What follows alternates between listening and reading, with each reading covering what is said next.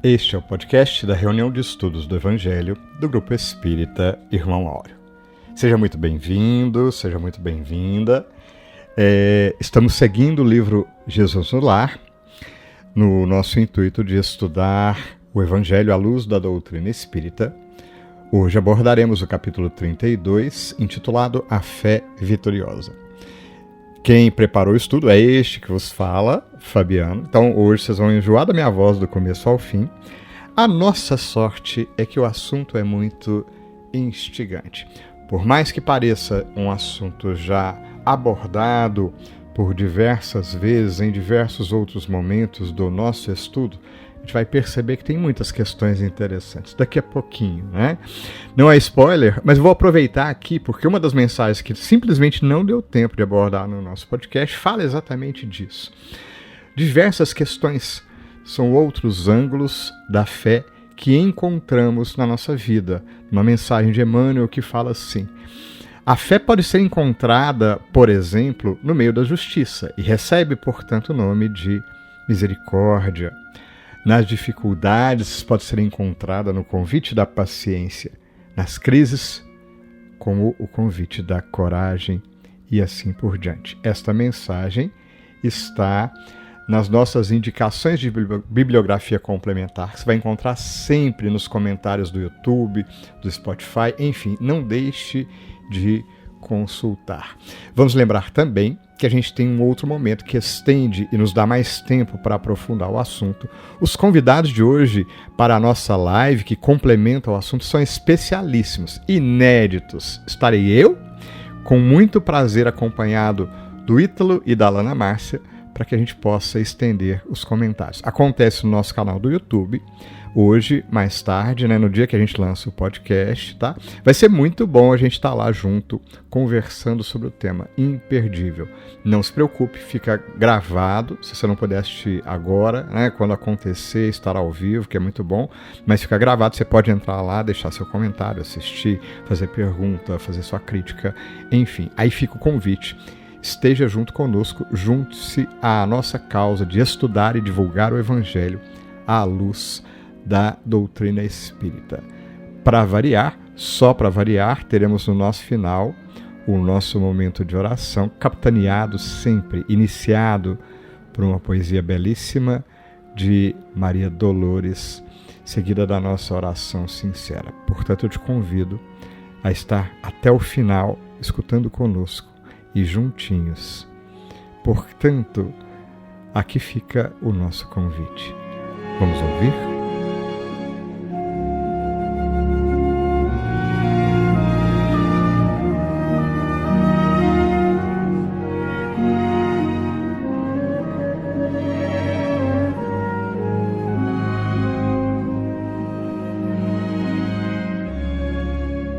Olá, hoje abordaremos o capítulo 32 do livro Jesus no Lar, intitulado A Fé Vitoriosa. Iniciaremos a análise dessa passagem narrada por Neio Lúcio, destacando as circunstâncias em que Jesus procurou intervir. Tratava-se de uma discussão, capitaneada por André, que se referia aos fariseus com amargura violenta, conclamando os demais discípulos ao que chamava de resistência organizada. E não por menos Jesus, apesar de ouvir com imperturbável tolerância, interveio no momento que julgou oportuno, mas de forma direta, caracterizando a argumentação do discípulo como um convite a nos ausentar do amor que nos cabe cultivar uns para com os outros. E ainda esclareceu que este caminho não triunfará com o Pai. Notemos aqui a importância do tema em questão.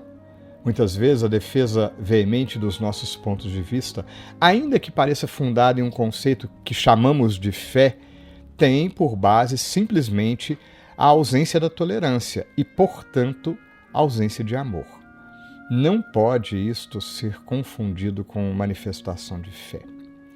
Na Revista Espírita de fevereiro de 1862, na seção Ensinos e Dissertações Espíritas, vamos encontrar um conjunto de 3 mensagens recebidas pela médium senhora Kazemaju, agrupadas neste artigo intitulado A Fé, a Esperança e a Caridade.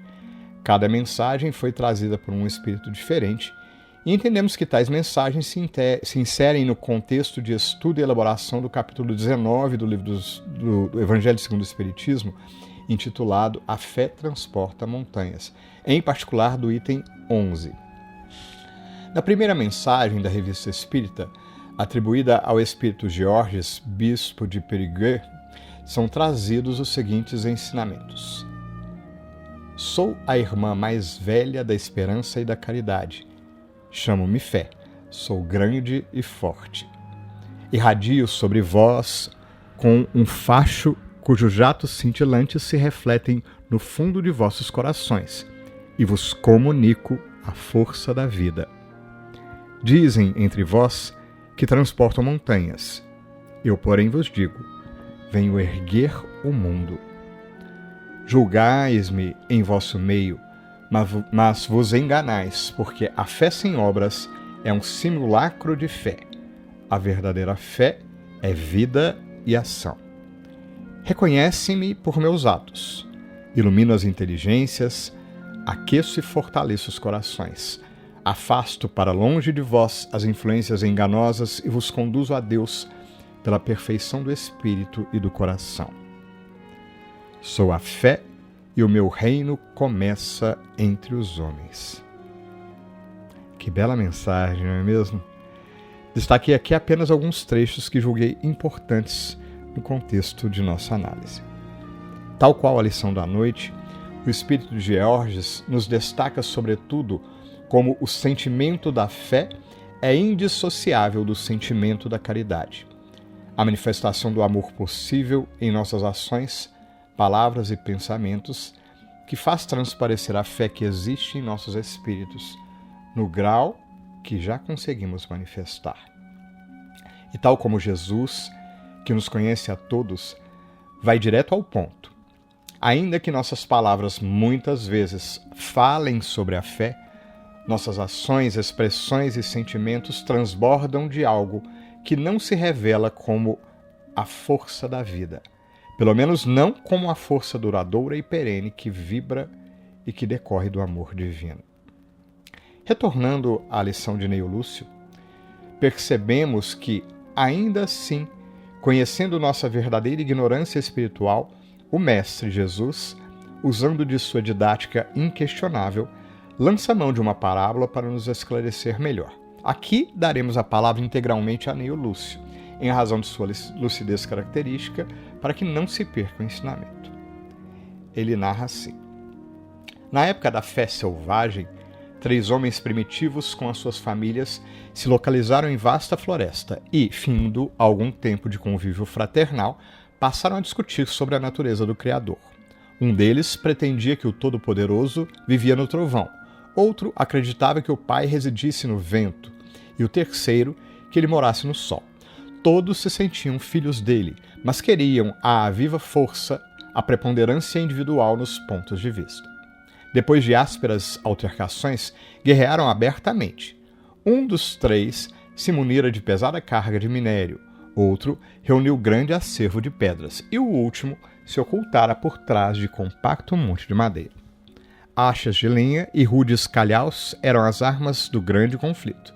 Invocam todos a proteção do Supremo Senhor para os seus núcleos familiares e empenhavam-se em luta. Façamos aqui uma pequena pausa na narrativa, para nos reconhecermos e nos conectarmos com os 3 homens da parábola. Sem dúvida, embora já não possamos nos caracterizar no primitivismo, uma vez que já contamos com a possibilidade do conhecimento estruturado e disseminado, não raro nos colocamos em situação próxima. A caracterização dos nossos espíritos imperfeitos, do perfil traçado pelo educador visionário Allan Kardec, na questão 101 do Livro dos Espíritos, dá conta perfeitamente da nossa situação espiritual. Um breve trecho que parece resumir a questão. A inteligência pode achar-se neles aliada à maldade ou à malícia. Seja, porém, qual for o grau que tenham alcançado de desenvolvimento intelectual, Suas ideias são pouco elevadas e mais ou menos abjetos seus sentimentos. E ainda, a resposta à questão 917 do próprio Livro dos Espíritos dá conta do verdadeiro e profundo desafio em nosso campo íntimo, se não o único, o principal. Dizem assim os Espíritos: de todas as imperfeições humanas, o egoísmo é a mais difícil de desenraizar-se, porque deriva da influência da matéria, influência de que o homem, ainda muito próximo de sua origem, não pôde libertar-se e para cujo entretenimento tudo concorre: suas leis, sua organização social, sua educação. Percebemos, portanto, o quanto podemos verdadeiramente nos identificar com os homens do início da parábola, ainda que o tempo tenha passado e o progresso tenha exercido sua influência. Mas vejamos como Jesus continua. E tamanhas foram as perturbações que espalharam na floresta, prejudicando as árvores e os animais que lhes sofreram a flagelação, que o todo compassivo lhes enviou um anjo amigo. O mensageiro visitou-lhes o reduto na forma de um homem vulgar e, longe de retirar-lhes os instrumentos com que destruíam a vida, afirmou que os patrimônios de que dispunham eram todos preciosos entre si, elucidando-os tão somente de que necessitavam imprimir nova direção às atividades em curso. Explicou-lhes que os três estavam certos na crença que alimentavam, porque Deus reside no sol, que sustenta as criaturas, no vento, que auxilia a natureza, e no trovão, que renova a atmosfera. E, com muita paciência, esclareceu a todos que o Criador só pode ser honrado pelos homens através do trabalho digno e proveitoso, ensinando o primeiro a transformar os duros fragmentos de minério em utensílios para o trato da terra nas ocasiões da sementeira, ao segundo a converter as achas de linha em peças valiosas ao bem-estar, e ao terceiro a utilizar as pedras comuns na edificação de abrigos confortáveis, acrescentando em tudo a boa doutrina do serviço pelo progresso e aperfeiçoamento geral. Os contendores compreenderam então a grandeza da fé vitoriosa pela ação edificante, e a discórdia terminou para sempre. Como em toda parábola, a história é simples e poderosa e cheia de símbolos. Percebe-se de imediato o precioso papel do esclarecimento, da busca do conhecimento e do esforço pela iluminação da consciência, como etapa fundamental para redirecionar atitudes e mudar comportamentos. À luz da razão esclarecida, ainda que não possa isoladamente suprir nossas chagas e problemas morais, pode redirecionar esforços mais éticos, sendo importante etapa da profunda tarefa de superação do orgulho e do egoísmo. E novamente nos lembramos do Espírito de Georges falando a cada um de nós: sou a fé, e o meu reino começa entre os homens. É pensando em tudo isso que o Espírito de Emmanuel vem até nós em uma mensagem simples, mas também profunda, que soa como se o mentor estivesse falando diretamente ao nosso coração com toda a amorosidade que lhe é característica. Na mensagem intitulada Anotando Sinceramente, ele nos diz, e notem, vou ler a mensagem integral, porque ela é bem curta, mas profunda. Ele diz assim: se meditares sinceramente nas provas que já venceste, nos problemas que já atravessaste, nas dores que já esqueceste e nos obstáculos que, muitas vezes, já contornaste, sem maior esforço de tua parte, reconhecerás que o amparo de Deus esteve e está contigo em todos os momentos, aprendendo a cooperar mais em favor da paz em ti mesmo e consolidando a fé na providência divina que nunca nos desampara. É preciso, portanto, meditação sincera e verdadeira, e tanto quanto possível, livre de vaidade e do esforço por sairmos da casca do egoísmo, para que possamos reconhecer nossas verdadeiras necessidades. Ah, como tem razão Santo Agostinho nas considerações da questão 919. Somente assim, de espírito aberto, receberemos, portanto, a profunda advertência com que Jesus encerra a lição dada. Ele diz assim: quando a criatura, porém, guarda a bênção do céu e nada realiza de bom em favor dos semelhantes e a benefício de si mesma, assemelha-se ao avarento que se precipita no inferno da sede e da fome, no intuito de esconder indebitamente a riqueza que Deus lhe emprestou. Por isto mesmo, a fé que não ajuda, não instrui e nem consola, não passa de escura vaidade do coração. E para finalizar, então, nos lembremos vivamente do apóstolo Tiago, apóstolo de Paulo, posterior, quando num momento de profunda lucidez escreveu, como se dirigindo a todos nós: tu tens fé e eu tenho obras. Mostra-me a tua fé sem obras, e eu te mostrarei a fé pelas minhas obras. Fiquemos em paz, guardemos estas reflexões em nossos corações e movimentemos o esclarecimento à nossa mente em uma semana repleta de oportunidades. Iniciaremos o nosso momento de oração com a poesia Canção da Fé, de Maria Dolores. Se a tua fé não vê ou ainda não viu a presença da lágrima do espinho para vencer nos lances do caminho, os perigos da marcha e as surpresas da treva. Se a tua fé não ouve ou ainda não ouviu, entre as flores que leva desde o berço da crença até agora, o insulto em que a maldade se avigora, a fim de que lhe des outra vez e outra vez o apoio da paciência e a lição da bondade.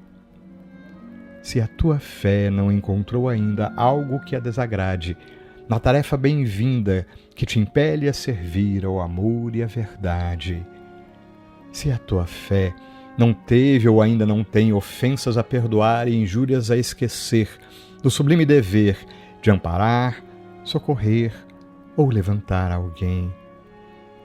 Se, enfim, a tua fé não conheceu angústia ou desabrigo, se ela não sofre ou ainda não sofreu golpes do orgulho vão, escárnio, desafio, tentação, para que aprendas, coração amigo, resistência e humildade.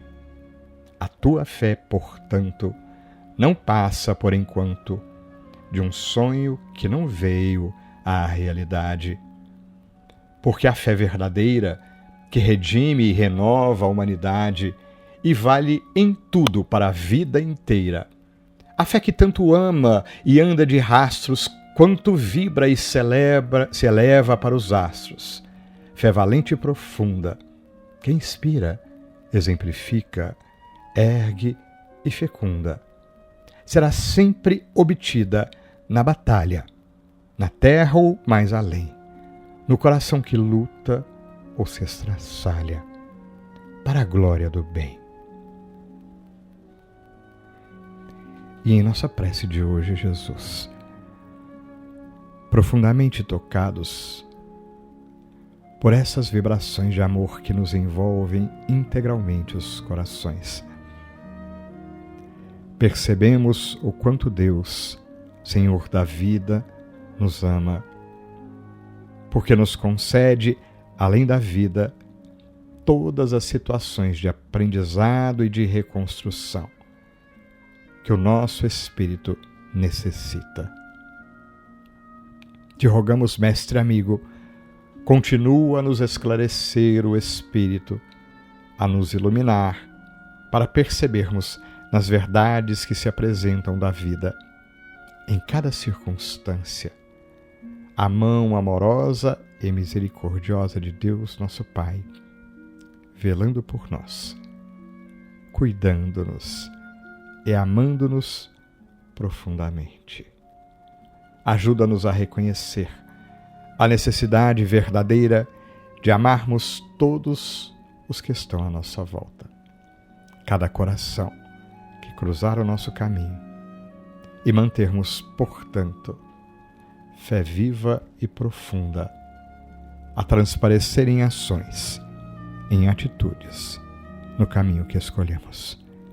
Que a tua luz, mestre amigo, continue a nos abençoar e proteger. Que assim seja.